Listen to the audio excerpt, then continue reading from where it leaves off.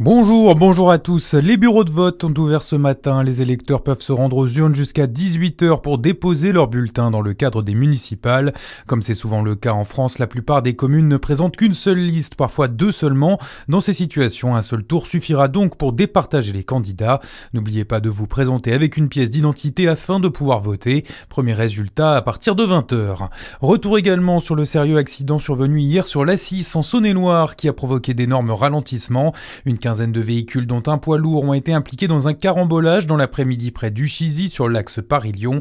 3 personnes ont été blessées, l'une d'elles a dû être transportée par hélicoptère vers Châlons.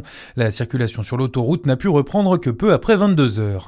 L'actualité, c'est aussi ces 2 semaines de guerre au Moyen-Orient. Les 6 militaires français blessés au Kurdistan irakien ont été rapatriés en France.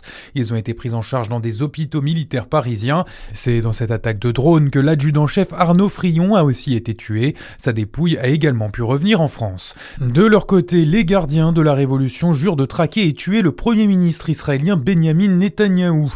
Une déclaration après 16 jours d'affrontement entre la République islamique d'Iran, Israël et les États-Unis. Les sports avec du rugby déjà, une soirée que l'on n'est pas prêt d'oublier. Le 15 de France remporte le tournoi des 6 nations après un match fou face à l'Angleterre.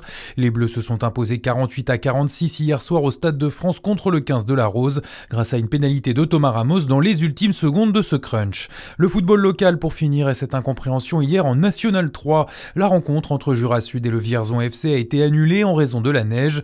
Partis tôt dans la matinée, les joueurs de Vierzon ont finalement été officiellement informés du report une fois arrivés au bord du terrain jurassien.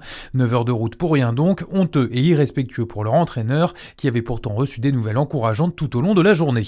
Du basket à suivre cet après-midi, l'AJ à Dijon reçoit Saint-Quentin en Élite 1, coup d'envoi à 16h. Bonne journée sur Fréquence Plus.